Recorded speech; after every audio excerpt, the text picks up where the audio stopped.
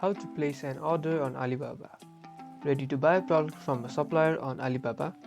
This guide shows you how to place an order on the app so you can get your products delivered. First, make sure that the product that you want to buy is in your cart, and then go to cart. Select the product and tap on Checkout button.